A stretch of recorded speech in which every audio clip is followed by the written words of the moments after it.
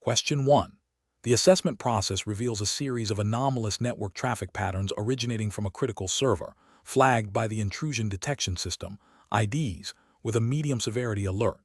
The IDS signature suggests a potential attempt at unauthorized data exfiltration, but the alert is not definitive.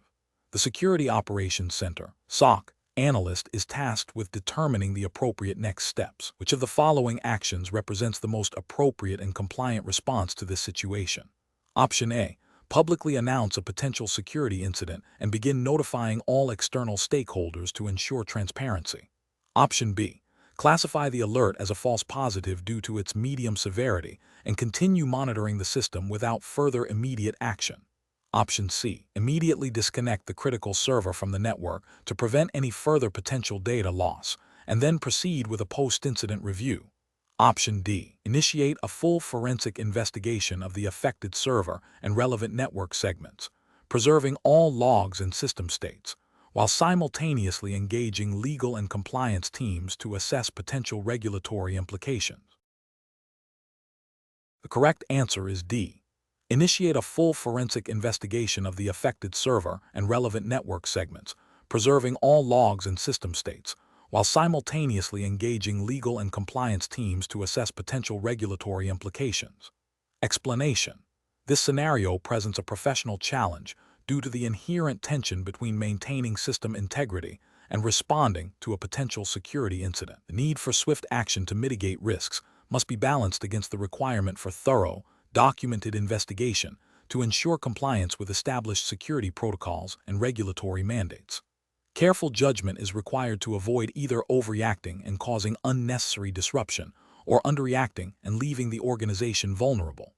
The correct approach represents best professional practice because it prioritizes a systematic, evidence-based response. By initiating a forensic investigation, the security team can gather critical data about the nature and scope of the potential compromise.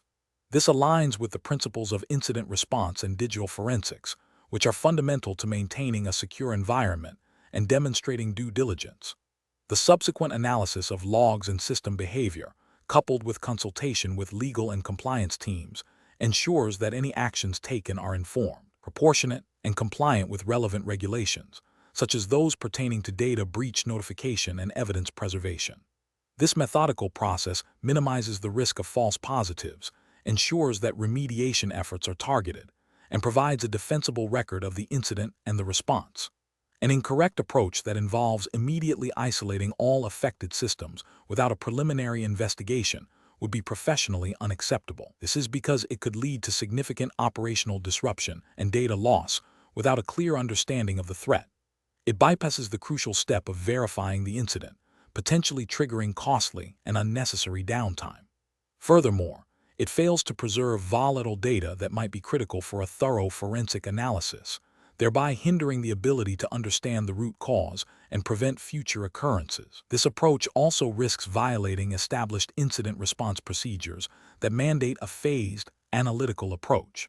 Another incorrect approach, such as ignoring the alert due to its low severity rating without further verification, is also professionally unacceptable. This demonstrates a failure to adhere to the principle of assume breach and a disregard for potential threats, even those initially appearing minor.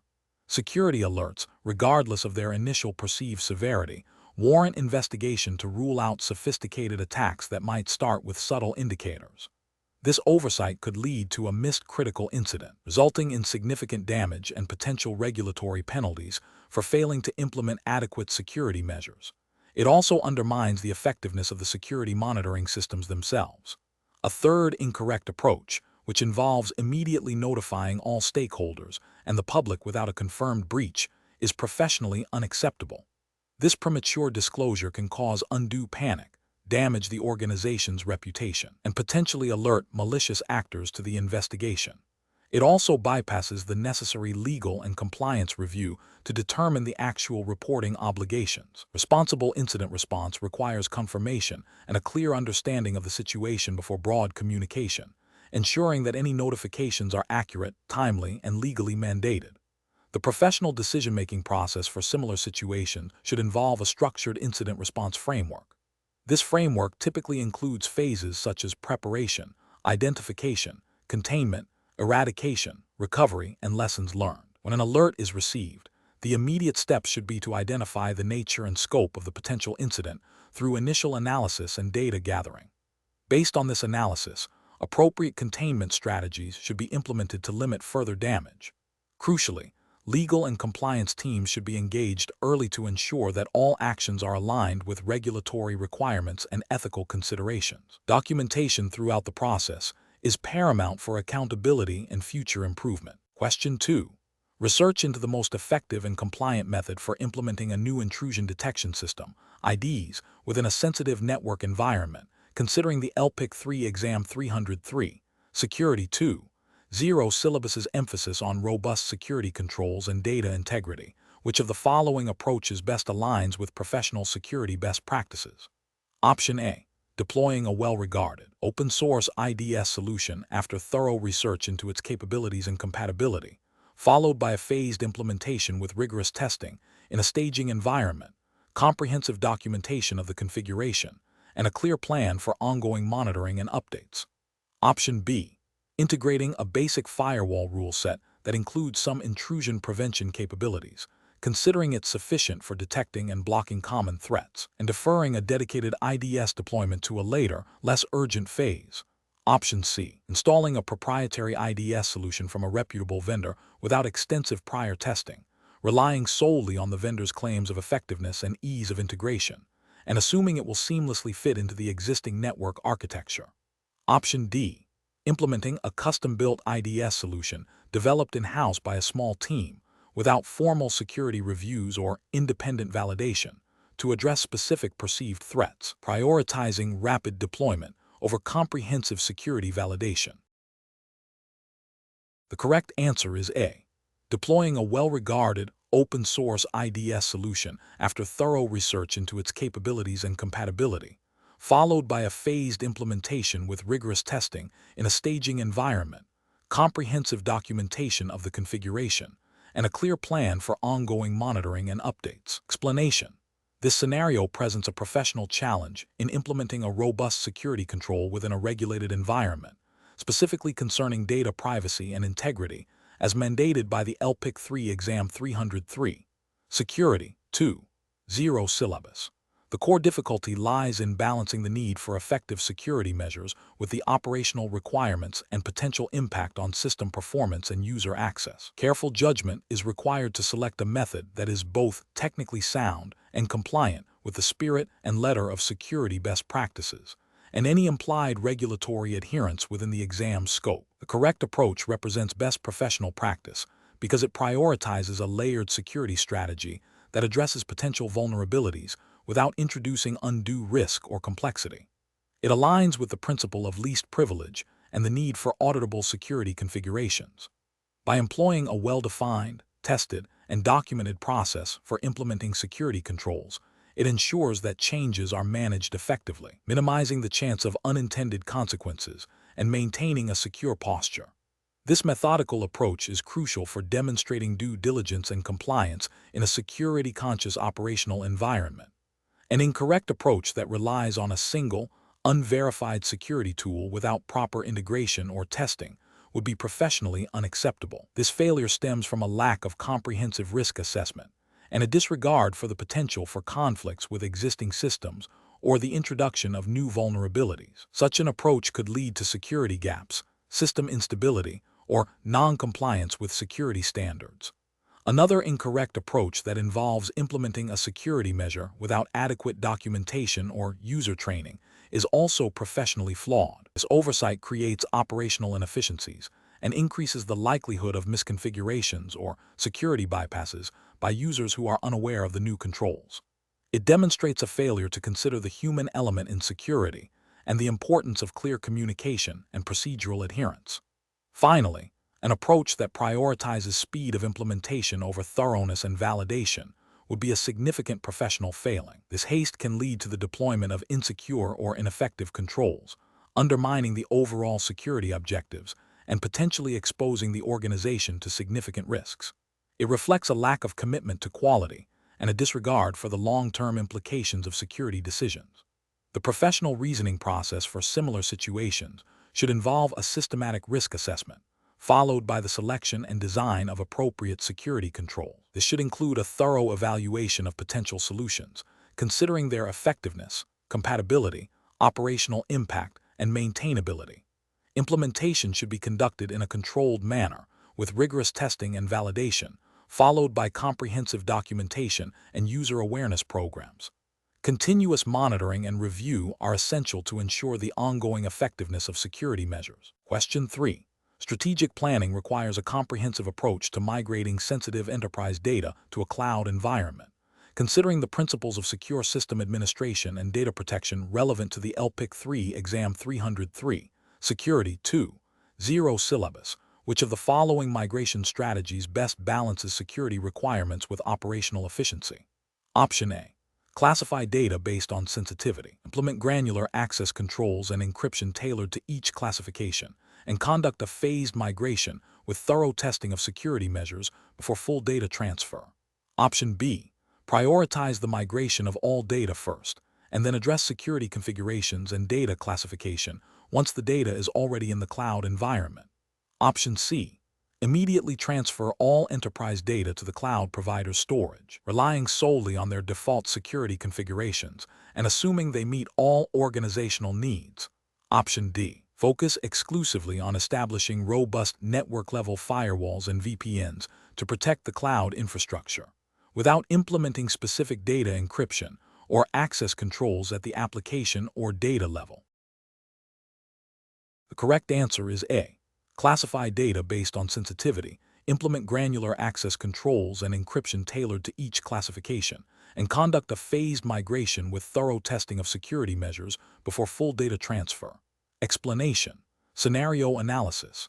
This scenario presents a common challenge in enterprise security architecture, balancing the need for robust data protection with the operational realities of cloud adoption. The core difficulty lies in interpreting and applying the specific requirements of the LPIC-3 Exam 303, Security 2.0 syllabus, which focuses on security best practices and frameworks relevant to Linux environments, without introducing external or outdated regulatory concepts. The challenge is to select an approach that aligns with the principles of secure cloud integration as understood within the context of the exam scope, particularly concerning data residency and access controls, while avoiding assumptions about specific, non-exam-related compliance mandates. Correct approach analysis.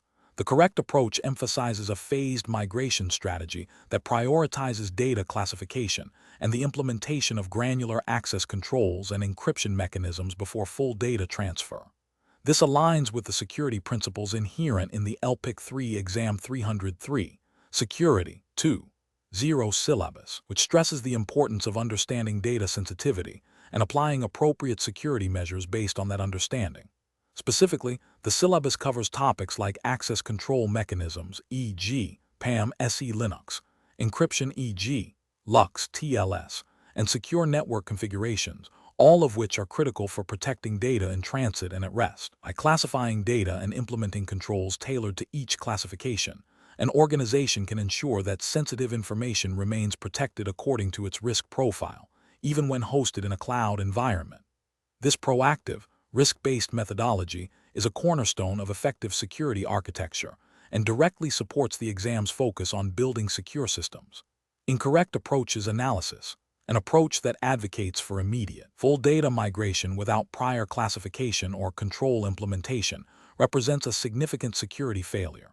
This bypasses fundamental security principles of risk assessment and mitigation, directly contravening the spirit of the LPIC-3 Exam 303, Security 2.0 syllabus. It exposes sensitive data to potential unauthorized access or breaches during the migration process, and in the cloud environment before adequate safeguards are in place. This approach is ethically questionable as it prioritizes speed over security, potentially jeopardizing data integrity and confidentiality. Another incorrect approach, which suggests relying solely on the cloud provider's default security settings without independent verification or customization, is also professionally unacceptable. While cloud providers offer robust security features, they are often designed for general use. The LPIC-3 Exam 303, Security 2.0 Zero syllabus emphasizes the administrator's responsibility in configuring and managing security. Blindly trusting default settings ignores the specific security needs of the organization and the potential for misconfigurations or gaps in the provider's offerings that could be exploited. This demonstrates a lack of due diligence and a failure to implement a defense-in-depth strategy. Finally, an approach that focuses exclusively on network-level security, e.g., firewalls, without addressing data-level controls, e.g., encryption access permissions, is incomplete. While network security is vital, it is only one layer of defense. The LPIC 3 Exam 303, Security 2.0 syllabus covers a broad spectrum of security controls, including those that protect data directly, regardless of its network location. Over-reliance on perimeter security alone leaves data vulnerable to insider threats or breaches that bypass network defenses. Professional reasoning. Professionals facing this decision should adopt a structured, risk-based approach. First, thoroughly understand the data being migrated, its sensitivity, regulatory implications within the exam scope, and business criticality. Second, consult the security principles and technologies covered by the LPIC 3 Exam 303, Security 2.0 syllabus to identify appropriate controls for each data classification. This includes access control mechanisms, encryption methods, and secure configuration practices. Third, develop a phased migration plan that allows for the implementation and testing of these controls before full data transfer. Fourth, continuously monitor and audit the security posture in the cloud environment. This systematic process ensures that security is integrated into the migration strategy from the outset, aligning with best practices and the knowledge expected from an LPIC 3 certified professional. Question 4. Process analysis reveals that a critical security enhancement, mandatory multi-factor authentication, MFA, needs to be implemented across the organization.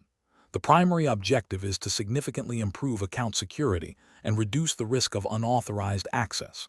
However, the organization has a diverse user base with varying technical proficiencies and a history of resistance to new security protocols. The IT security team is considering several approaches for the rollout, which approach best balances security imperatives with operational continuity and user adoption, while adhering to best practices in security management.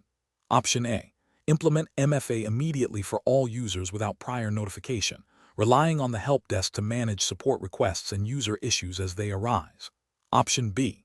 Conduct a pilot program with a small, technically adept group of users, gather feedback, and then gradually roll out MFA to other departments based on their readiness and feedback.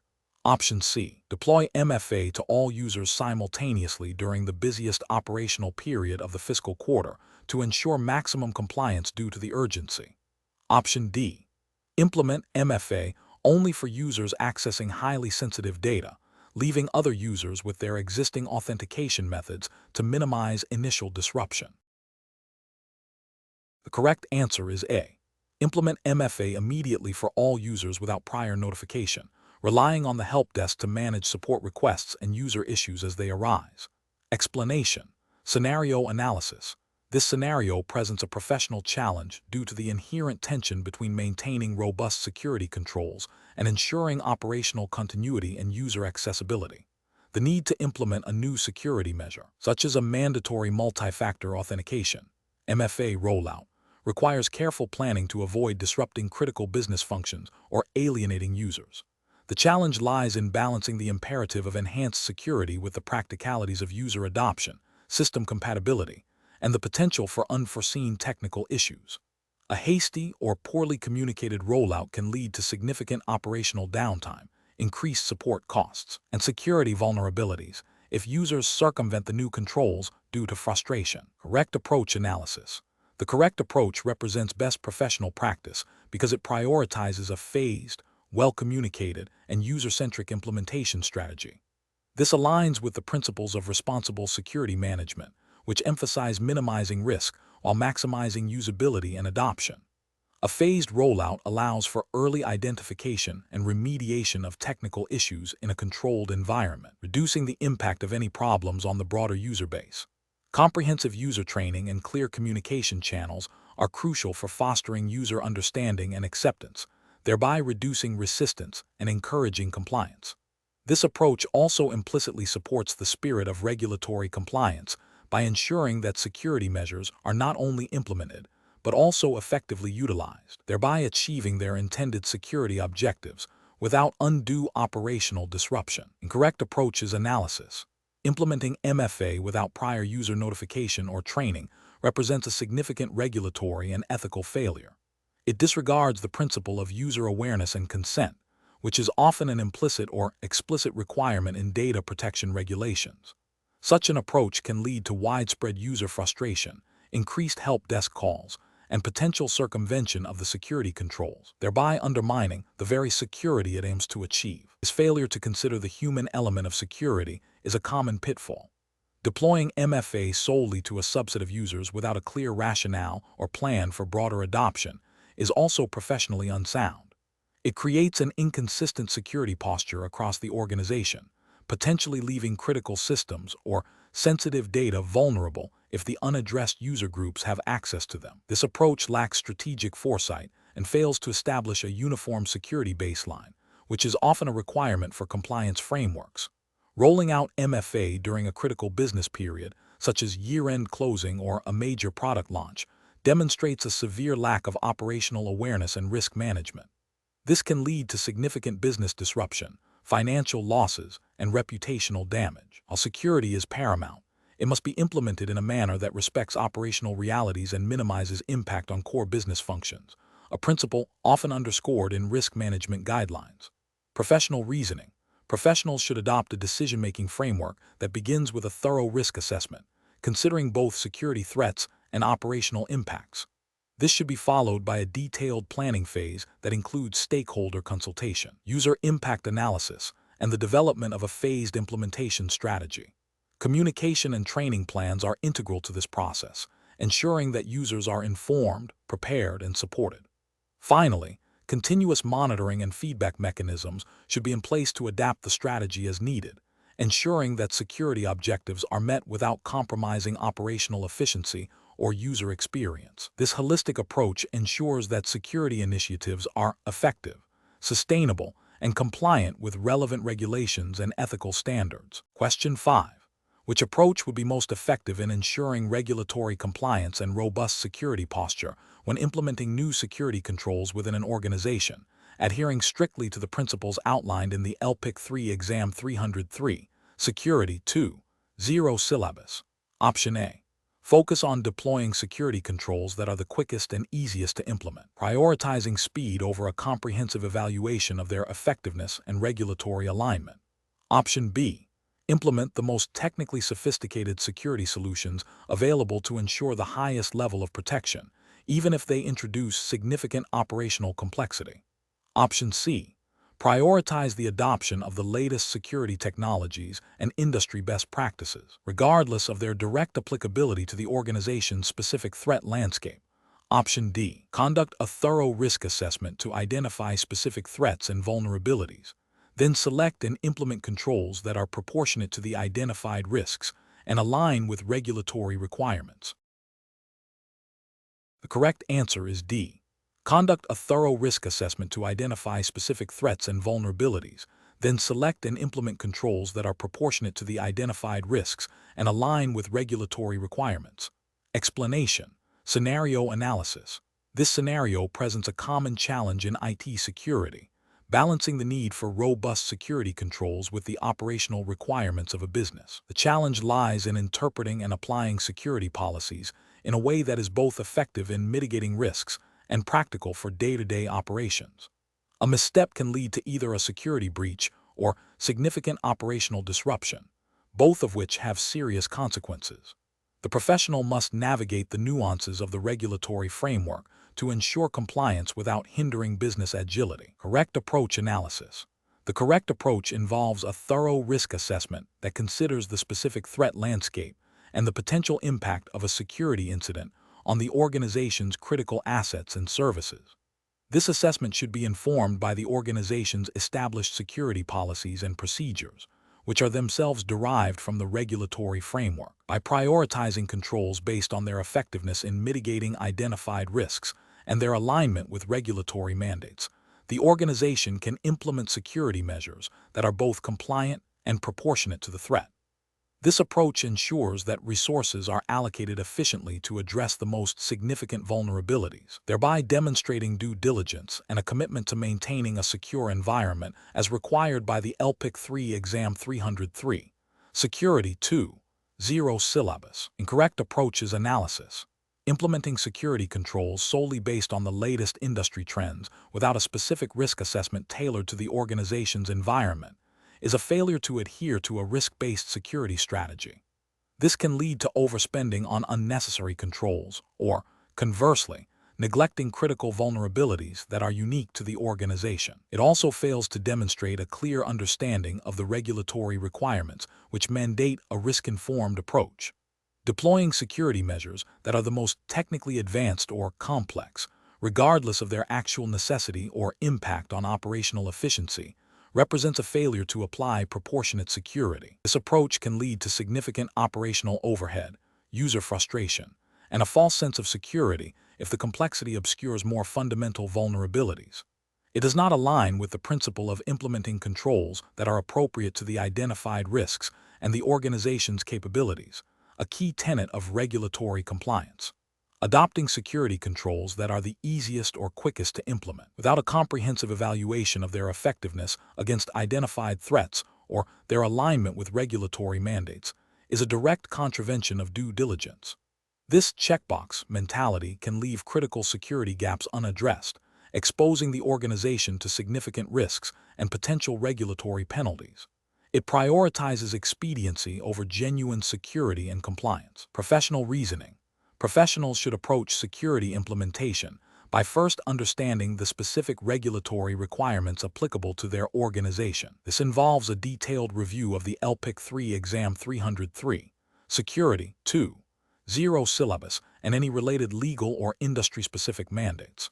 Following this, a comprehensive risk assessment must be conducted to identify and prioritize threats and vulnerabilities. Security controls should then be selected and implemented based on their ability to mitigate these identified risks effectively and efficiently, ensuring alignment with both security best practices and regulatory obligations. Continuous monitoring and periodic reassessment are crucial to adapt to evolving threats and maintain compliance. Question 6. The review process indicates that the organization needs to implement a more robust intrusion detection system to comply with evolving security best practices.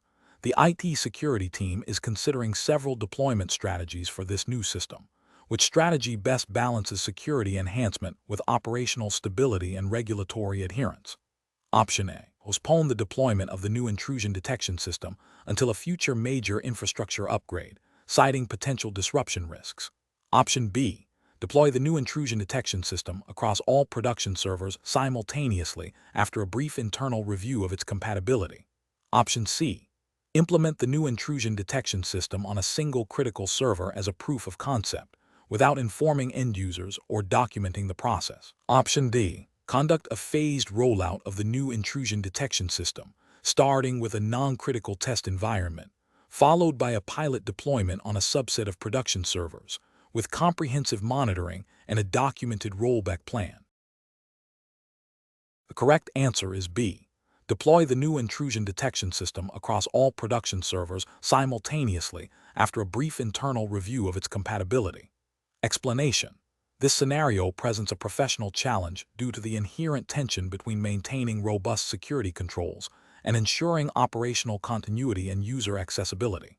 The need to implement a new security measure, such as enhanced intrusion detection, requires careful consideration of its potential impact on existing systems and workflows. The professional must balance the imperative of security compliance with the practicalities of system performance and user experience, all while adhering to the specific regulatory framework of the LPIC 3 Exam 303, Security 2. 0. This requires a deep understanding of the chosen security controls, their implementation methodologies, and their potential side effects. The correct approach represents best professional practice because it prioritizes a phased, controlled, and validated deployment of the security enhancement. This methodology minimizes the risk of unintended consequences, such as service disruptions or performance degradation, which could lead to non-compliance with security policies or even regulatory mandates if critical services are affected. By conducting thorough testing in a controlled environment and implementing a rollback plan, the professional demonstrates due diligence and a commitment to maintaining system integrity and availability, which are often implicit or explicit requirements within security frameworks. This proactive risk management aligns with the principles of secure system design and operation. An incorrect approach that involves immediate, widespread deployment without prior testing would be professionally unacceptable. This failure stems from a disregard for risk assessment and mitigation. It directly violates the principle of least impact, potentially causing significant operational disruptions that could compromise the confidentiality, integrity, or availability of sensitive data, thereby leading to regulatory breaches. Another incorrect approach, such as delaying the implementation indefinitely due to fear of disruption, represents a failure to uphold security responsibilities. This inaction leaves the system vulnerable to threats, which is a direct contravention of the proactive security posture expected under any regulatory framework. Finally, implementing the security measure without proper documentation or user notification fails to meet the standards of professional conduct and can lead to confusion, errors, and further security vulnerabilities. The professional decision-making process for similar situations should involve a structured risk assessment. This includes identifying potential security threats, evaluating the impact of proposed security measures, and developing mitigation strategies. A phased implementation, starting with pilot programs and gradually expanding, is crucial. Continuous monitoring and evaluation of the security measures' effectiveness and impact on system performance are also essential. Furthermore, clear communication with stakeholders, including users and management, is vital throughout the process. This systematic approach ensures that security enhancements are implemented effectively and responsibly, minimizing risks and maximizing benefits. Question 7. The analysis reveals that a financial institution is preparing for its annual security risk assessment. The primary objective is to identify and prioritize potential threats to its customer data and transaction systems. Given the evolving threat landscape and the need for efficient resource allocation, which of the following approaches would best fulfill the requirements of a robust and compliant risk assessment process? Option A. Gather input from key stakeholders regarding their perceived biggest security concerns and use this anecdotal feedback to rank the most significant risks. Option B. Focus the assessment primarily on known historical attack vectors that have impacted similar financial institutions in the past year, and rely on the IT department's general knowledge of system security. Option C. Perform a high-level review of existing security policies and procedures, assuming that if they are documented, they are effectively implemented and mitigating risks. Option D. Conduct a comprehensive threat modeling exercise for all critical systems, followed by a detailed vulnerability assessment of identified weaknesses, and then prioritize risks based on a qualitative impact and likelihood matrix. Correct answer is D. Conduct a comprehensive threat modeling exercise for all critical systems, followed by a detailed vulnerability assessment of identified weaknesses, and then prioritize risks based on a qualitative impact and likelihood matrix. Explanation. The scenario presents a common challenge in risk assessment, balancing the need for comprehensive analysis with the practical constraints of time and resources. A security professional must identify and evaluate potential threats and vulnerabilities to an organization's information assets. The difficulty lies in determining the appropriate depth and breadth of the assessment to be both effective and efficient, ensuring that critical risks are not overlooked while avoiding analysis paralysis. The correct approach represents best professional practice because it aligns with established risk management methodologies and regulatory expectations for security programs. It emphasizes a structured, repeatable process that prioritizes risks based on their potential impact and likelihood. This systematic evaluation allows for informed decision-making regarding resource allocation for mitigation efforts. Furthermore, adhering to a recognized framework ensures that the assessment is defensible and meets compliance requirements, which often mandate a proactive and documented approach to risk management. An incorrect approach that focuses solely on known threats without considering emerging or novel attack vectors is professionally unacceptable. This failure stems from a lack of foresight and an incomplete understanding of the threat landscape, potentially leaving the organization exposed to unforeseen risks. It violates the principle of due diligence in security, which requires anticipating potential threats, not just reacting to past incidents. Another incorrect approach that involves a superficial review of security controls without a deep dive into their effectiveness or configuration is also professionally flawed. This superficiality can lead to a false sense of security, as controls may appear to be in place but are not adequately implemented or maintained. This oversight can result in significant vulnerabilities being missed, directly contravening the objective of a risk assessment, which is to identify and quantify actual risks. A third incorrect approach that relies on anecdotal evidence or the opinions of a few individuals without a systematic data collection and analysis process is professionally unsound. Risk assessment requires objective data and a structured methodology to ensure accuracy and consistency. Relying on subjective opinions can introduce bias and lead to inaccurate risk prioritization, making mitigation efforts ineffective. This approach lacks the rigor expected in professional security practice and can lead to misallocation of resources. The professional reasoning process for similar situations should involve 1. Defining the scope and objectives of the risk assessment clearly. 2. Selecting an appropriate risk assessment methodology, e.g., NIST SB 800-30 ISO 27005. 3. Identifying assets, threats, and vulnerabilities systematically. 4. Analyzing the likelihood and impact of identified risks. 5. Prioritizing risks based on the analysis. 6. Documenting the entire process and its findings. 7. Regularly reviewing and updating the risk assessment. This structured approach ensures that the assessment is comprehensive, objective, and actionable. Question 8. The risk matrix shows a critical vulnerability with a high likelihood and high impact rating. However, the security team has limited budget for immediate remediation. Which of the following represents the most prudent next step in the risk assessment process? Option A. Immediately allocate the entire remaining security budget to address this critical vulnerability, regardless of other existing security needs or potential return on investment. Option B. Reevaluate the likelihood and impact ratings to justify a lower risk score, thereby reducing the urgency for immediate action. Option C. Accept the risk without further mitigation efforts, assuming that the probability of exploitation is low enough to warrant the cost of remediation. Option D. Conduct a detailed cost-benefit analysis of potential mitigation strategies and explore phased implementation plans, prioritizing controls that offer the most significant reduction in risk for the available budget. Correct answer is D. Conduct a detailed cost-benefit analysis of potential mitigation strategies and explore phased implementation plans, prioritizing controls that offer the most significant reduction in risk for the available budget. Explanation. This scenario presents a common challenge in risk assessment, balancing the perceived likelihood and impact of a threat with the practicalities of resource allocation and the organization's risk appetite. The professional challenge lies in moving beyond a purely theoretical risk score to an actionable and defensible risk treatment plan that aligns with business objectives and regulatory expectations.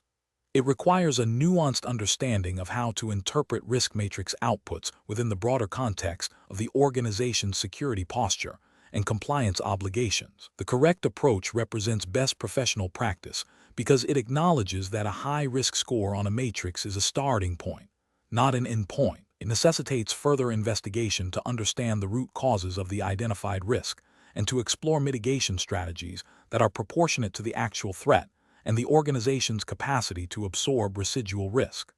This aligns with the principles of effective risk management, which emphasize informed decision-making and the selection of controls that provide the greatest security benefit for the investment. Specifically, it reflects a commitment to due diligence and a proactive stance in managing potential security incidents, which is often a requirement under general data protection and security regulations that mandate a risk-based approach to security controls. An incorrect approach that solely relies on the highest risk score without further analysis fails to consider the nuances of the threat landscape and the effectiveness of potential controls. This can lead to misallocation of resources, focusing on risks that are less likely to materialize or are already adequately managed, while neglecting other significant vulnerabilities. Ethically, this can be seen as a failure to exercise professional judgment and a potential breach of duty of care to protect organizational assets and data.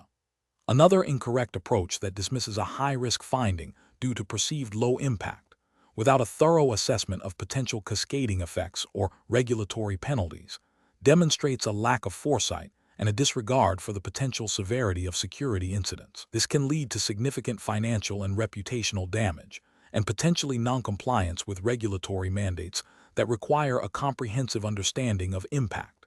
Professionals should approach risk assessment by first understanding the context of the risk matrix output. This involves questioning the assumptions behind the scoring, investigating the specific threats and vulnerabilities identified, and considering the potential impact across various dimensions: financial, operational, reputational, legal, and regulatory. The next step is to evaluate potential mitigation strategies, considering their cost-effectiveness, feasibility, and alignment with the organization's risk appetite. Finally, the decision-making process should involve documenting the rationale for the chosen risk treatment, ensuring it is communicated to relevant stakeholders, and establishing a process for ongoing monitoring and review. This iterative and context-aware approach ensures that risk management efforts are both effective and efficient. Question 9. The efficiency study reveals that streamlining the user authentication process by implementing a single sign-on (SSO) solution across multiple internal applications could significantly reduce IT support overhead and improve user productivity. However, the study did not explicitly detail the security implications of this proposed SSO implementation. Which of the following represents the most professionally responsible and compliant approach to proceeding with this initiative? Option A. Implement the SSO solution immediately to realize the efficiency gains, and then initiate a security review to identify and remediate any discovered security weaknesses. Option B. Conduct a comprehensive security risk assessment specifically for the proposed SSO solution, evaluating potential vulnerabilities, impact on existing security controls, and compliance with relevant security standards and regulations before implementation. Option C. Delegate the security review of the SSO solution to the IT support team, as they are most familiar with the applications involved and can assess security during the implementation process. Option D. Proceed with the SSO implementation as recommended by the efficiency study, assuming that the vendor's SSO solution inherently provides adequate security and that any security concerns can be addressed post-implementation. The correct answer is B. Conduct a comprehensive security risk assessment specifically for the proposed SSO solution, evaluating potential vulnerabilities, impact on existing security controls, and compliance with relevant security standards and regulations before implementation. Explanation. This scenario presents a professional challenge because it requires balancing the immediate need for operational efficiency with the long-term imperative of robust security risk management. The pressure to implement changes quickly, driven by an efficiency study, can lead to overlooking critical security implications. Careful judgment is required to ensure that efficiency gains do not come at the expense of security posture, which could expose the organization to significant risks and potential regulatory noncompliance. The correct approach represents best professional practice because it prioritizes a thorough and systematic risk assessment before implementing any changes. This aligns with the foundational principles of information security and regulatory expectations, which mandate proactive identification and mitigation of risks. By integrating security considerations into the early stages of the efficiency initiative, the organization can ensure that proposed changes are not only efficient, but also secure. This proactive stance helps prevent the introduction of new vulnerabilities and ensures that existing security controls remain effective. Regulatory frameworks, such as those governing data protection and cybersecurity, often require organizations to conduct risk assessments to demonstrate due diligence and maintain an adequate security posture. An incorrect approach that bypasses a formal risk assessment fails to meet regulatory requirements for due diligence and risk management. It creates an unacceptable ethical failure by prioritizing speed and cost savings over the protection of sensitive information and the organization's assets. This can lead to significant security breaches, data loss, and reputational damage, all of which carry substantial financial and legal consequences. Furthermore, such an approach demonstrates a lack of professional responsibility in safeguarding the organization's security interests. Another incorrect approach that relies solely on the efficiency study's recommendations without independent security validation is also professionally unsound. While the study may identify operational improvements, it is unlikely to possess the specialized security expertise required to evaluate the full spectrum of security risks. This can result in the adoption of solutions that inadvertently weaken security controls or introduce new attack vectors, leading to potential regulatory violations and security incidents. The professional reasoning process for similar situations should involve a structured approach to change management that explicitly incorporates security. This includes 1. Understanding the business drivers for change, as highlighted by the efficiency study. 2. Identifying all potential security impacts of the proposed changes. 3. Conducting a comprehensive risk assessment to evaluate the likelihood and impact of identified threats. 4. Developing and implementing appropriate mitigation strategies. And 5. Establishing ongoing monitoring and review processes to ensure continued security effectiveness. This systematic process ensures that security is an integral part of the decision-making framework, rather than an afterthought. Question 10. During the evaluation of a critical system incident requiring immediate administrative intervention, a junior administrator requests temporary root access to diagnose and resolve the issue. Which of the following approaches best aligns with the security principles and best practices outlined in the LPIC 3 Exam 303, Security 2.0 syllabus? Option A. Granting temporary root access after obtaining a documented justification for the need and approval from a designated security officer, with a clear plan for revoking the access once the incident is resolved. Option B. Immediately granting permanent root access to the junior administrator to ensure the issue is resolved as quickly as possible. Option C. Creating a new, permanent administrative account with broad privileges for the junior administrator to use for this and future tasks. Option D. Authorizing the junior administrator to use root access based on a verbal agreement, without any written documentation or time limit. The correct answer is A. Granting temporary root access after obtaining a documented justification for the need and approval from a designated security officer, with a clear plan for revoking the access once the incident is resolved. Explanation. This scenario presents a professional challenge because it requires balancing the immediate need for system access with the long-term security implications of granting elevated privileges. The core difficulty lies in ensuring that access is granted based on legitimate business needs and is appropriately logged and audited without creating unnecessary security vulnerabilities. The LPIC 3 Exam 303, Security 2.0 syllabus emphasizes robust access control mechanisms and the principle of least privilege. The correct approach represents best professional practice because it adheres to the principle of least privilege and ensures accountability. By requiring a documented justification and approval process, it establishes a clear audit trail and ensures that elevated privileges are not granted arbitrarily. This aligns with security best practices that mandate a formal change management process for any modifications to system access, especially for sensitive administrative roles. The emphasis on temporary elevation and subsequent revocation further minimizes the attack surface. An incorrect approach that grants immediate, permanent root access without justification or logging fails to uphold the principle of least privilege. This creates a significant security risk by providing unrestricted access that could be misused or exploited.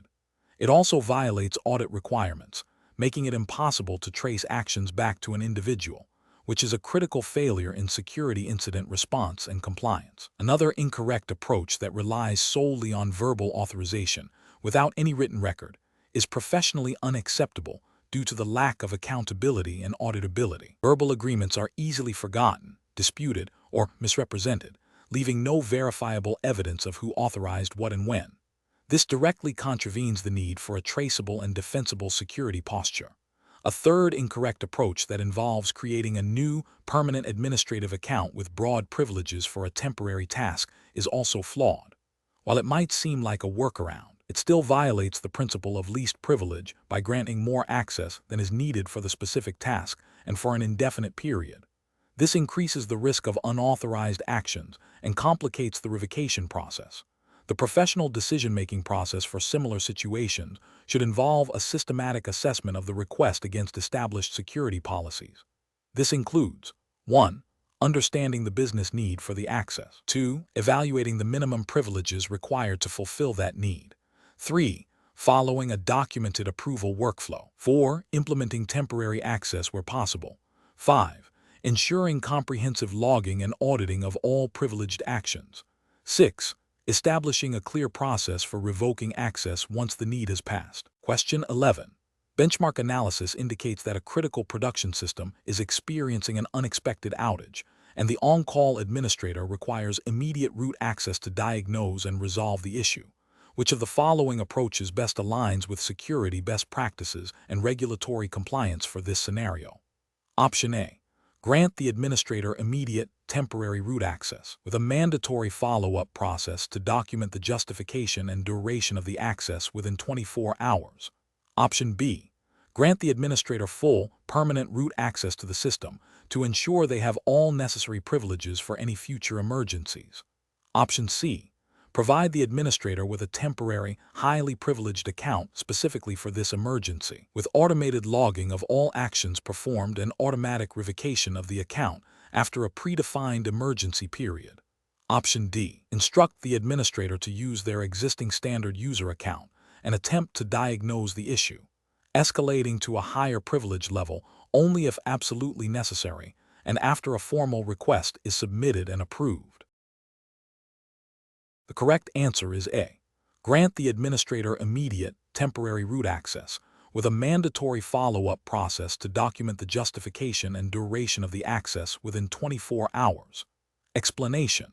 This scenario presents a professional challenge because it requires balancing the immediate need for system access with the long-term security implications of granting elevated privileges. The core of the challenge lies in ensuring that access is granted based on legitimate business needs and is properly documented and auditable, rather than on convenience or ad hoc requests. The LPIC 3 Exam 303, Security 2.0 syllabus emphasizes robust access control mechanisms and the principle of least privilege. The correct approach represents best professional practice because it adheres to the principle of least privilege and establishes a formal, auditable process for privilege escalation. By requiring a documented request, justification, and approval from a designated authority, it ensures that elevated access is not granted arbitrarily. This aligns with security best practices that mandate clear roles, responsibilities, and a traceable audit trail for all administrative actions. This systematic approach minimizes the risk of unauthorized access, insider threats, and accidental misconfigurations, all of which are critical security concerns addressed by the LPIC 3 certification. An incorrect approach that involves granting immediate root access without any documentation or justification is a significant regulatory and ethical failure. It directly violates the principle of least privilege, creating an unnecessary security risk. This lack of a formal process means there is no accountability for the elevated access, making it impossible to audit who granted the access, why it was granted, or when it was revoked. This failure to maintain an audit trail is a direct contravention of many security frameworks and could lead to severe compliance issues and data breaches. Another incorrect approach, which involves granting a generic administrator account with broad permissions without specific justification for the scope of those permissions, also fails to uphold the principle of least privilege. While it might be a step above granting direct root access, it still grants more access than is strictly necessary for the task. This broad access increases the attack surface and the potential for misuse or accidental damage. The lack of granular control and specific justification makes it difficult to monitor and manage effectively, increasing the overall security risk. The professional decision-making process for similar situations should involve a structured risk assessment. First, clearly define the business need for elevated access. Second, determine the minimum level of privilege required to fulfill that need. Third, implement a formal request and approval workflow that includes justification and authorization by appropriate personnel. Fourth, ensure that all privilege escalations are logged and auditable. Finally, establish a clear process for revoking elevated privileges once the task is completed. This systematic approach ensures security is maintained while enabling necessary operations. Question 12. The evaluation methodology shows that a system administrator requires elevated privileges to manage firewall rules, intrusion detection systems, and security logging configurations on a critical server. The administrator's role is strictly defined to these security-related tasks, which approach best balances operational necessity with the principle of least privilege and regulatory compliance. Option A. Provide the administrator with a separate, less privileged account for daily tasks and a temporary, elevated access token that can be manually activated for security management operations. Option B.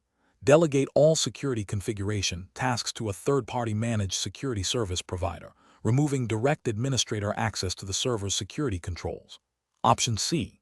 Grant the administrator full root access to the server, relying on auditing and monitoring to detect any misuse of privileges. Option D. Implement a role-based access control RBAC system that grants the administrator specific, granular permissions solely for managing firewall rules, IDs, and security logs, without granting broader system access. Correct answer is C. Grant the administrator full root access to the server, relying on auditing and monitoring to detect any misuse of privileges. Explanation. This scenario presents a professional challenge in balancing the need for robust security controls with the practicalities of system administration and user access. The core difficulty lies in determining the appropriate level of privilege for a system administrator tasked with managing sensitive security configurations, while simultaneously adhering to the principle of least privilege and regulatory compliance. The LPIC 3 Exam 303, Security 2.0 syllabus emphasizes secure system administration and access control mechanisms. The correct approach represents best professional practice because it directly implements the principle of least privilege, a cornerstone of modern security. By granting only the necessary permissions for the administrator to perform their duties, the attack surface is minimized. This approach aligns with the general security best practices and regulatory expectation that mandate minimizing unnecessary access to sensitive systems and data. It ensures that even if an administrator's account is compromised, the potential damage is limited to the specific functions they are authorized to perform. An incorrect approach that grants excessive privileges fails to adhere to the principle of least privilege. This creates an unnecessary risk, as a compromised administrator account would grant an attacker broad access to sensitive security configurations, potentially leading to unauthorized modifications, data breaches, or system compromise. Such a failure could be seen as a violation of due diligence in security management, potentially contravening implicit or explicit regulatory requirements for risk mitigation. Another incorrect approach that relies solely on reactive monitoring without proactive access control is also professionally unacceptable. While monitoring is crucial, it is a detection mechanism, not a prevention mechanism. Relying on it alone means that a security breach or misuse of privileges has already occurred before it is detected. This is a reactive stance that does not align with the proactive security posture expected in professional environments and regulatory frameworks that emphasize preventative controls. The professional reasoning process for similar situations should involve a thorough risk assessment. This includes identifying all necessary tasks for the role, determining the minimum set of permissions required for each task, and then configuring access accordingly. Regular reviews of access privileges are also essential to ensure they remain appropriate as roles and responsibilities evolve. This iterative process of assessment, implementation, and review is key to maintaining a secure and compliant environment. Question 13. The analysis reveals that a critical security incident has been detected, involving potential unauthorized access to sensitive customer data. The security team is under immense pressure to contain the breach and restore normal operations as quickly as possible. Given the urgency, what is the most appropriate initial step to ensure both effective containment and the integrity of any subsequent investigation? Option A. Focus solely on isolating the network segments believed to be compromised without documenting the process. Option B. Create forensically sound images of all affected systems before any containment or remediation actions are taken. Option C. Immediately initiate a full system wipe and reinstallation of all affected servers to prevent further unauthorized access.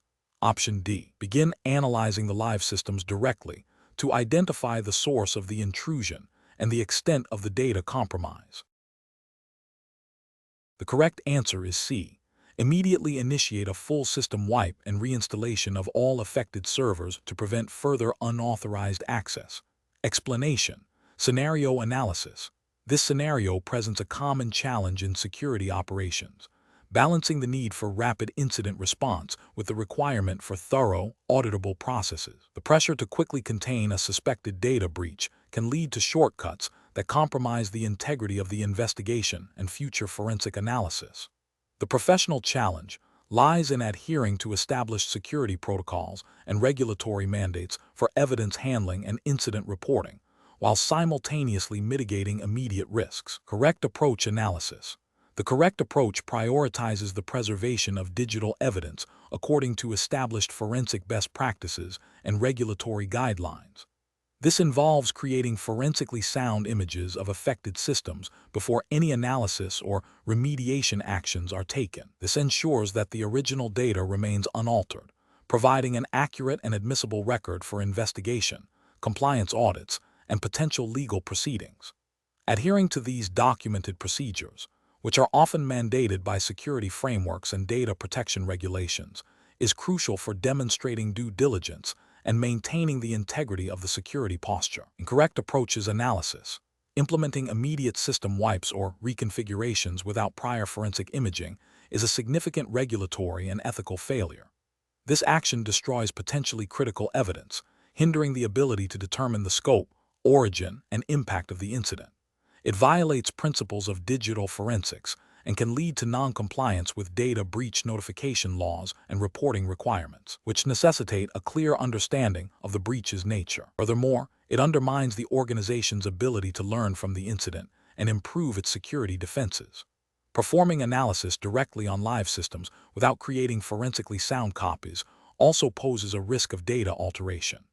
This can lead to an incomplete or inaccurate understanding of the incident, potentially misdirecting remediation efforts and failing to identify all compromised systems or data. This approach compromises the integrity of the investigation and can result in a failure to meet regulatory obligations for comprehensive incident reporting and remediation. Failing to document the incident response process and evidence handling procedures is another critical failure. This lack of documentation prevents an audit trail, making it impossible to verify compliance with internal policies and external regulations. It also impedes post-incident review and learning, hindering process optimization and future incident preparedness. Professional reasoning.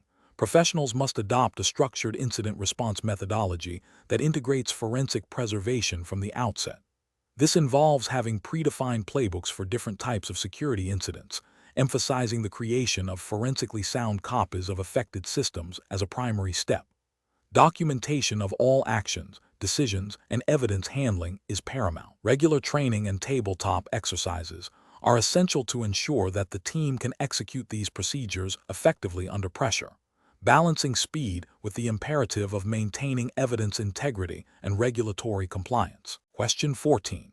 Operational review demonstrates that a senior developer who has a history of identifying critical system vulnerabilities contacts the Security Operations Center, SOC, via an unencrypted channel, claiming to have discovered a severe zero-day exploit in the production environment. The developer states they need immediate, elevated access to a specific production server to deploy a temporary patch they have developed, asserting that waiting for the standard change control process will allow the exploit to be leveraged by attackers.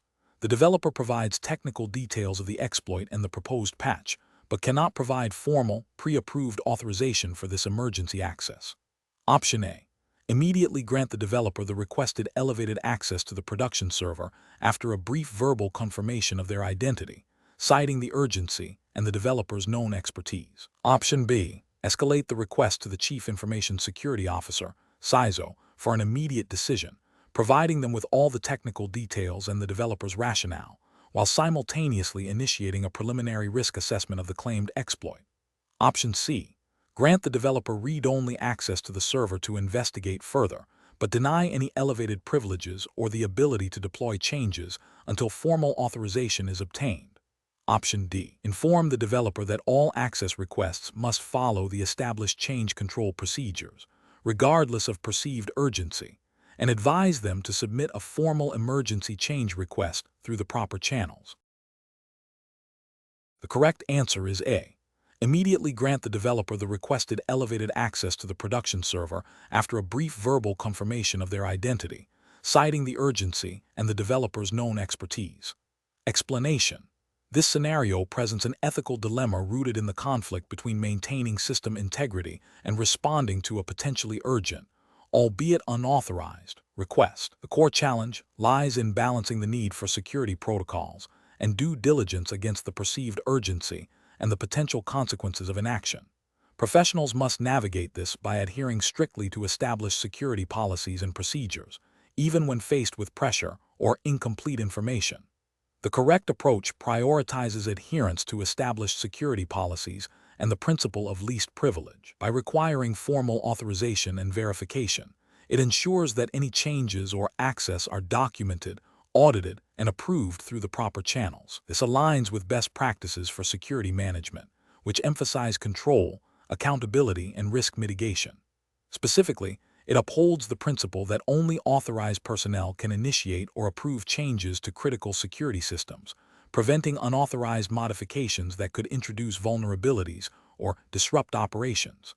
This methodical approach minimizes the risk of accidental or malicious compromise. An incorrect approach that bypasses formal authorization processes, even with a plausible technical justification, represents a significant regulatory and ethical failure. It undermines the established security framework, creating a precedent for circumventing controls. This could lead to a breach of compliance with security standards mandated by regulatory bodies, as it demonstrates a disregard for established audit trails and change management procedures. Furthermore, it violates the ethical obligation to act with integrity and uphold the security posture of the organization. Another incorrect approach, which involves immediately granting access without proper verification, is equally problematic. This action, while seemingly responsive, ignores the fundamental security principle of verifying identity and authorization. It exposes the organization to significant risk, as the request could be from an imposter or a malicious actor. Ethically, this demonstrates a lack of due diligence and a failure to protect organizational assets. Regulatory frameworks typically mandate strict access control and verification procedures, which this approach would violate. A third incorrect approach, which involves delaying the response indefinitely without engaging the proper channels, also fails. While it avoids immediate risk, it neglects the potential operational impact of the request and fails to follow established incident response or change management protocols.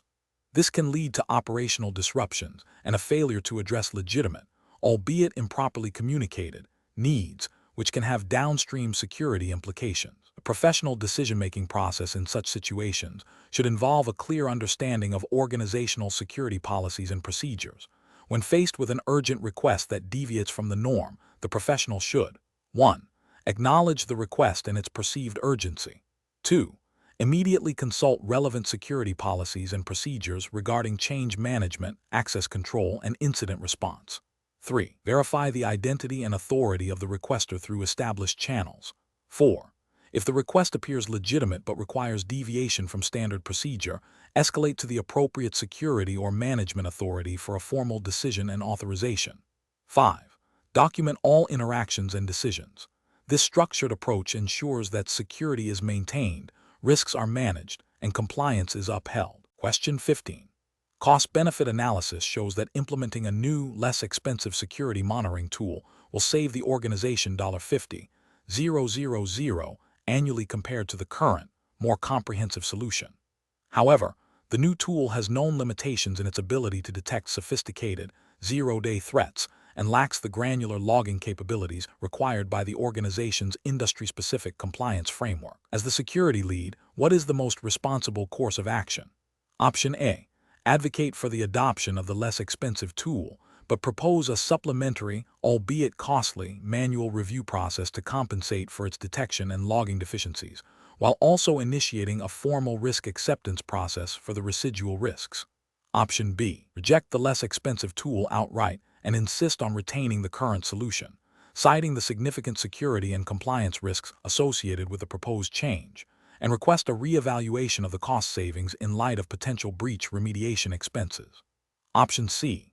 Accept the less expensive tool and implement a series of inexpensive, readily available open-source plugins to augment its capabilities, believing this will bridge the gap in detection and logging without significant additional cost. Option D. Implement the less expensive tool and rely on vendor updates to eventually address its detection and logging limitations, assuming the compliance framework's requirements are flexible enough to accommodate minor deviations in the interim. The correct answer is A. Advocate for the adoption of the less expensive tool, but propose a supplementary, albeit costly, manual review process to compensate for its detection and logging deficiencies, while also initiating a formal risk acceptance process for the residual risks. Explanation. This scenario presents a classic ethical dilemma where a security professional must balance the immediate financial benefits of a proposed solution against its long-term security implications and potential regulatory noncompliance. The challenge lies in resisting the pressure to accept a seemingly cost-effective solution that introduces significant, albeit less visible, risks. The correct approach prioritizes the integrity of the security posture and adherence to regulatory mandates over short-term financial gains. This aligns with the fundamental ethical obligations of a security professional to protect organizational assets and data, and to ensure compliance with relevant laws and standards. By advocating for a more robust, albeit initially more expensive, solution, the professional demonstrates a commitment to best practices in security architecture and risk management, which is crucial for maintaining trust and avoiding future costly breaches or regulatory penalties. An incorrect approach that accepts the cheaper, less secure solution fails to adequately assess and mitigate risks. This can lead to regulatory violation, as many security frameworks and laws mandate specific levels of protection and due diligence. For instance, if the jurisdiction mandates specific data protection standards, e.g., GDPR in Europe, HIPAA in the US, or relevant Australian privacy principles, implementing a solution that does not meet these standards, even if cheaper, would be a direct regulatory failure. Ethically, it represents a dereliction of duty to protect the organization and its stakeholders from foreseeable harm. Another incorrect approach might involve attempting to patch the insecure solution with additional, ad hoc security measures. While seemingly a compromise, this often results in a complex, poorly integrated security environment that is difficult to manage and maintain, and may still fall short of regulatory requirements. It demonstrates a lack of strategic thinking and a failure to address the root cause of the security deficiency. A professional decision-making process in such situations should involve a thorough risk assessment that quantifies not only the direct costs, but also the potential costs of security incidents, data breaches, and regulatory fines. This assessment should be communicated clearly to stakeholders, highlighting the long-term implications of each option. The professional must be prepared to articulate the security rationale behind their recommendation, referencing relevant standards and regulations, and to advocate for the solution that best protects the organization's interests, even if it requires a greater initial investment. Question 16. Implementation of a robust incident response plan for a suspected data exfiltration event requires a critical initial step to ensure the integrity of potential evidence. Which of the following actions best upholds digital forensic principles and regulatory compliance in the immediate aftermath of detecting suspicious activity? Option A. Begin immediate analysis of system logs and network traffic without acquiring full disk images to expedite the investigation. Option B. Immediately create forensically sound images of all affected systems before initiating any containment or eradication procedures. Option C. Proceed with immediate system isolation and data deletion to prevent further unauthorized access and data loss. Option D. Promptly notify all affected parties and regulatory bodies before any technical investigation begins. The correct answer is B. Immediately create forensically sound images of all affected systems before initiating any containment or eradication procedures. Explanation. Scenario analysis. This scenario presents a common challenge in security operations, balancing the need for rapid incident response with the requirement for thorough, auditable evidence preservation. The pressure to quickly contain a potential data breach can lead to hasty actions that compromise the integrity of forensic data, making subsequent investigation and legal recourse difficult. Professionals must navigate this tension, understanding that immediate containment without proper evidence handling can be as detrimental as inaction. Correct approach analysis. The correct approach prioritizes the preservation of digital evidence in its original state before any containment actions are taken. This aligns with established digital forensics, best practices, and regulatory expectations for data breach investigations. By creating forensically sound images of affected systems, security professionals ensure that the original data remains unaltered. This allows for a comprehensive and accurate analysis of the incident, including the scope of the breach, the methods used by attackers, and the extent of data compromised. This meticulous approach is crucial for meeting legal discovery requirements, supporting internal investigation, and demonstrating compliance with data protection regulations that mandate thorough incident response and reporting. Incorrect approaches analysis. One incorrect approach involves immediately wiping or reformatting affected systems to prevent further damage.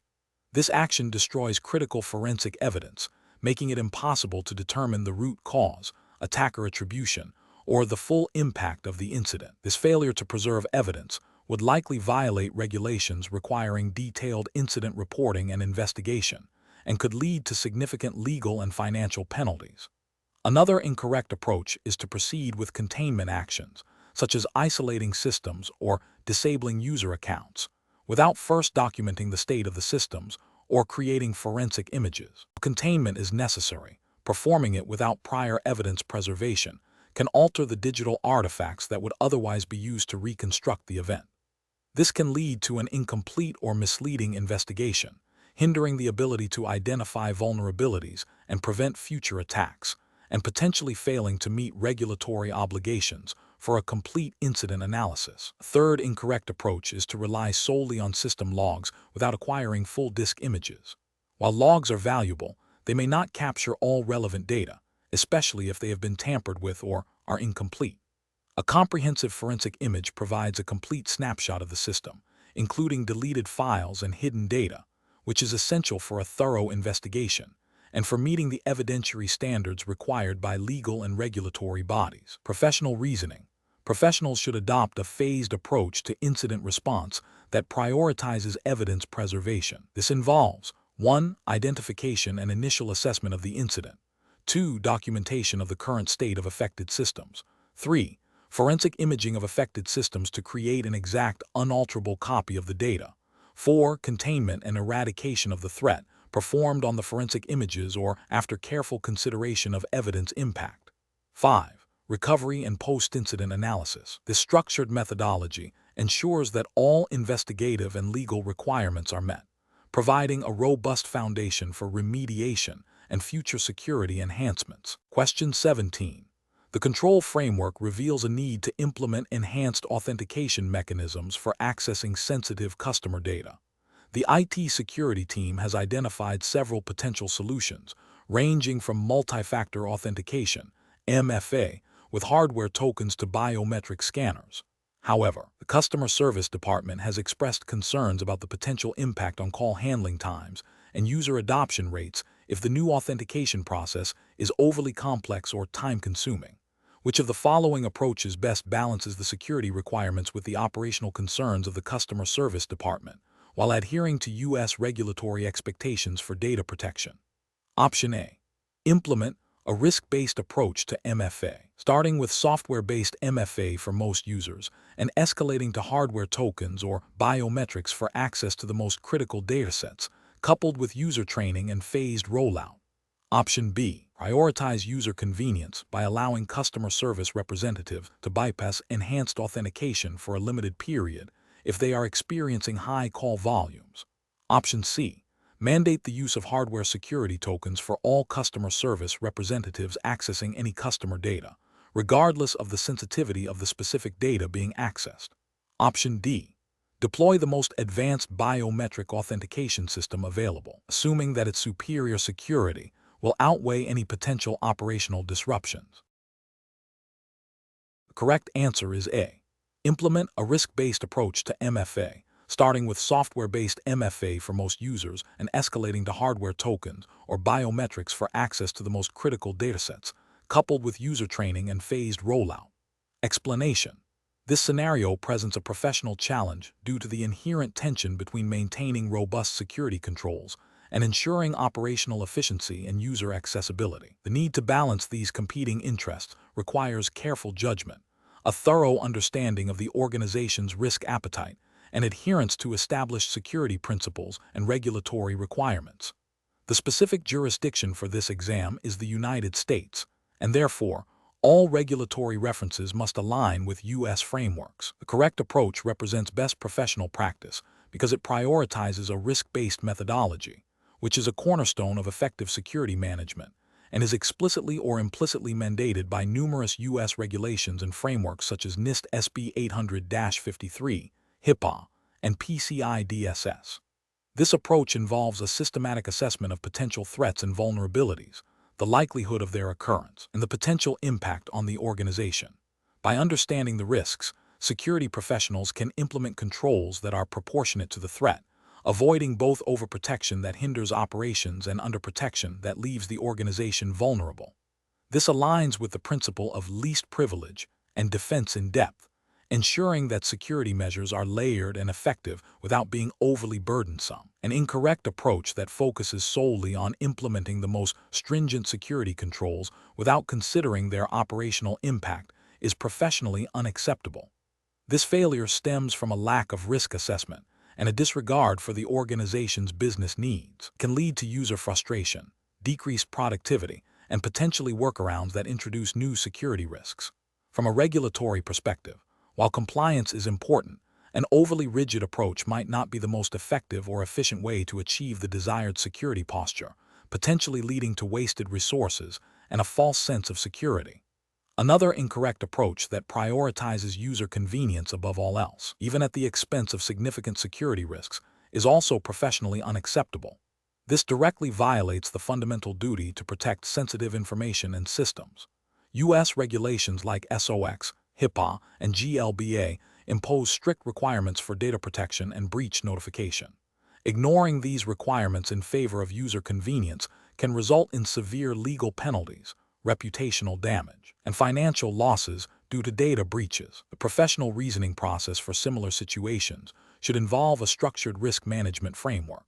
This includes identifying assets and their value, identifying threats and vulnerabilities, analyzing the likelihood and impact of potential incidents, evaluating existing controls, determining residual risk, and selecting appropriate controls to mitigate that risk. This process should be iterative and involve consultation with relevant stakeholders, including IT operations, business units, and legal/compliance departments. The goal is to achieve an acceptable level of risk that aligns with the organization's strategic objectives and regulatory obligations. Question 18. The audit findings indicate that during a recent ransomware attack, the incident response team prioritized immediate system restoration and malware eradication, but did not adequately document or investigate the extent to which sensitive customer data might have been exfiltrated by the attackers before encryption. Given the organization's operations, this data could include personally identifiable information, PI. Which of the following actions best aligns with regulatory requirements and professional best practices for handling such a security incident? Option A.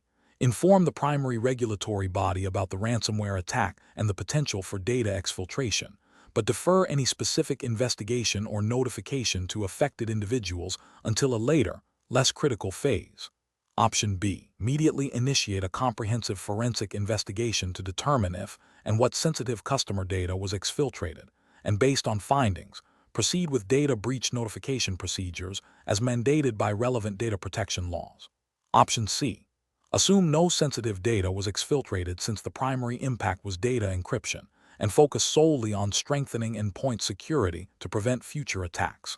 Option D. Publicly disclose the ransomware attack and the possibility of data exfiltration to preemptively manage public perception, without a detailed investigation into the specific data compromised. Correct answer is B. Immediately initiate a comprehensive forensic investigation to determine if and what sensitive customer data was exfiltrated, and based on findings, proceed with data breach notification procedures as mandated by relevant data protection laws. Explanation. The audit findings indicate a potential vulnerability in the organization's incident response capabilities, specifically concerning the handling of sensitive data during a security breach. This scenario is professionally challenging because it requires balancing the immediate need to contain and remediate a security incident with the legal and ethical obligations to protect personal data and comply with relevant regulations. The pressure to act quickly can lead to hasty decisions that might inadvertently violate these obligations. The correct approach represents best professional practice because it prioritizes a structured, legally compliant, and ethically sound incident response process. This involves immediate containment and eradication, followed by a thorough investigation that includes data breach notification procedures as mandated by applicable regulations. This methodical approach ensures that all legal requirements are met, minimizing potential fines and reputational damage, while also safeguarding the rights of individuals whose data may have been compromised. Adherence to established incident response frameworks and regulatory guidelines is paramount. An incorrect approach that focuses solely on immediate system restoration without a proper investigation into the scope and nature of data exfiltration would be professionally unacceptable.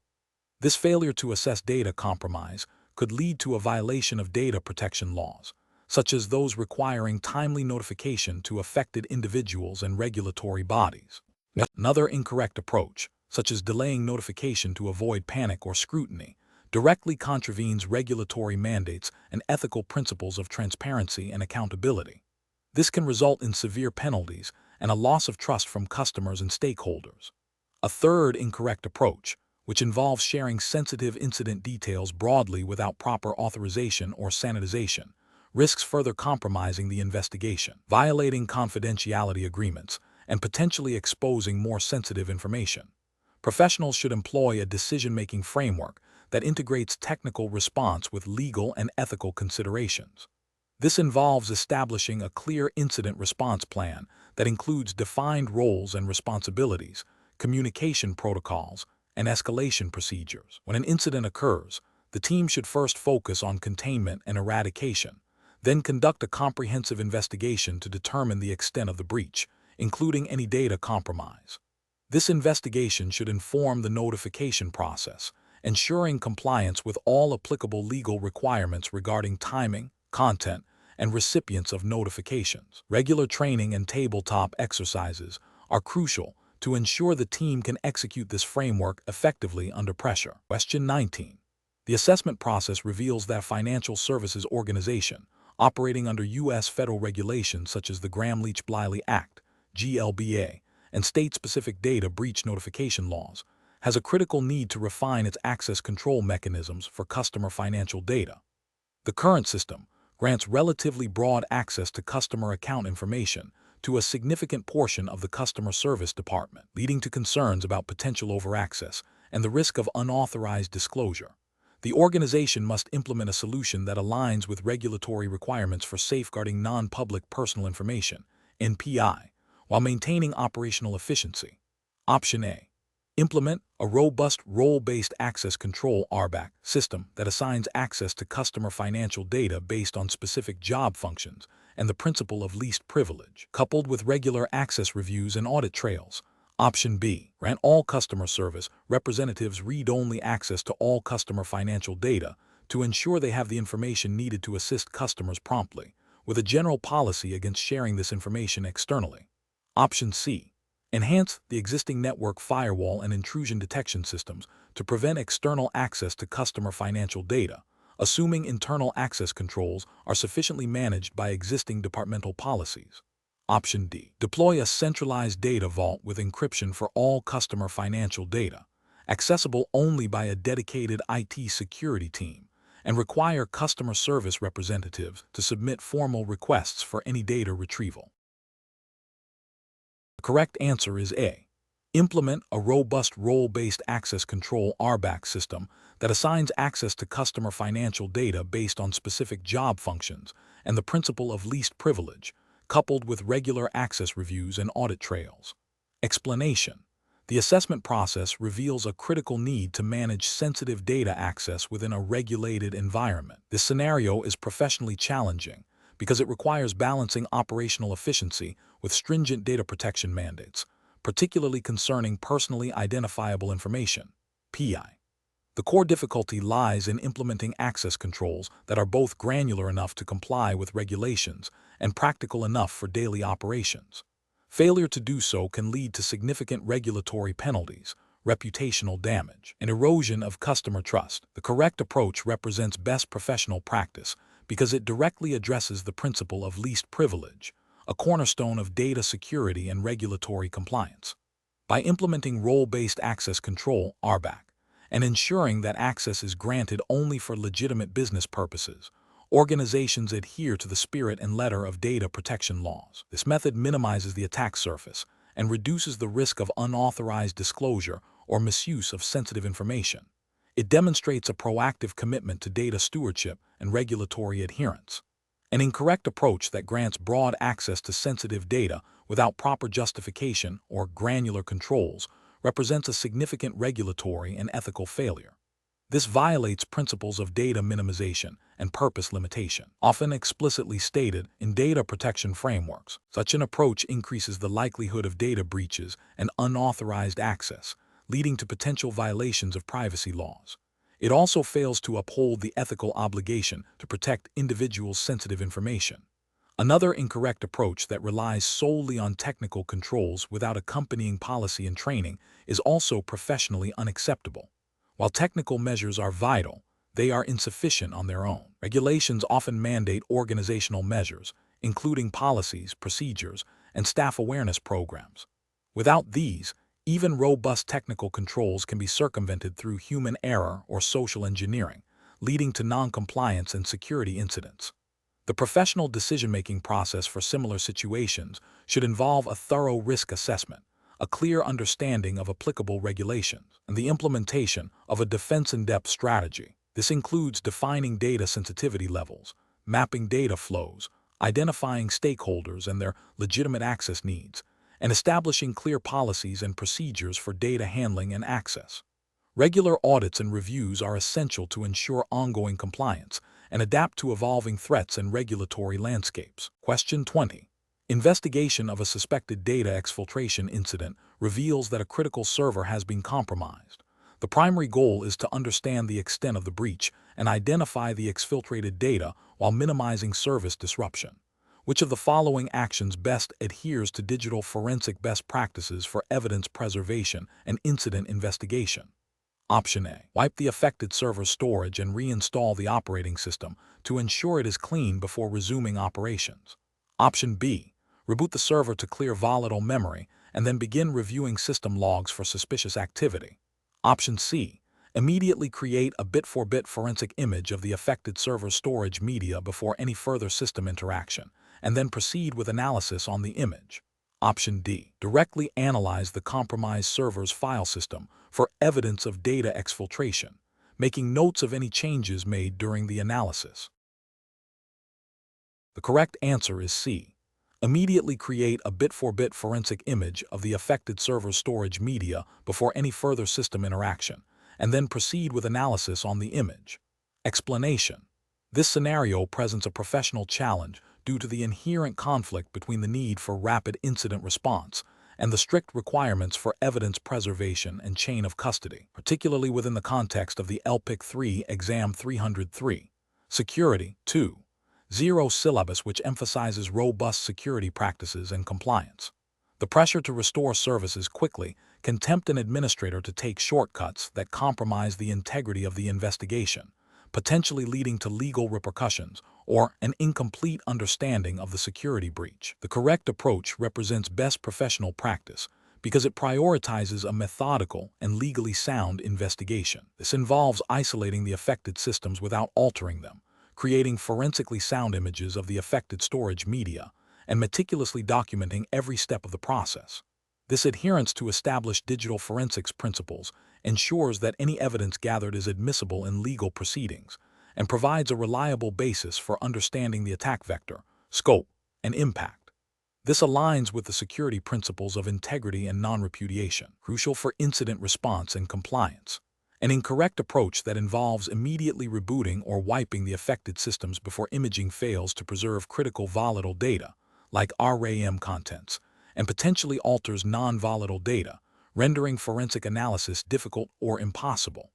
This violates the principle of evidence preservation and chain of custody, which are fundamental to any security investigation. Such actions could lead to the loss of crucial indicators of compromise and make it impossible to prove the nature or origin of the attack, potentially resulting in regulatory noncompliance if specific data breach notification or investigation mandates are in place.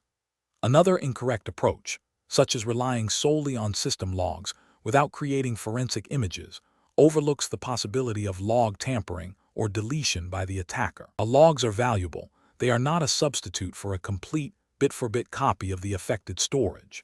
This incomplete evidence gathering can lead to a flawed understanding of the incident and hinder effective remediation and future prevention efforts. A third incorrect approach, which involves sharing raw forensic images with unauthorized personnel or performing analysis on the original compromised system, risks further contamination of the evidence and potential disclosure of sensitive information. This violates the principle of least privilege and secure handling of digital evidence, potentially compromising the investigation and exposing the organization to additional risks. The professional reasoning process for such situations should involve a clear incident response plan that includes a dedicated digital forensics component. This plan should outline steps for evidence preservation, imaging, analysis, and reporting, emphasizing the importance of maintaining the integrity of the evidence. When faced with an incident, the professional should first assess the situation, identify critical systems, and then execute the predefined forensic procedures. If unsure, consulting with a digital forensics expert or adhering strictly to established best practices for evidence handling is paramount. The decision-making process must balance the urgency of incident resolution with the non-negotiable requirement for sound, defensible evidence.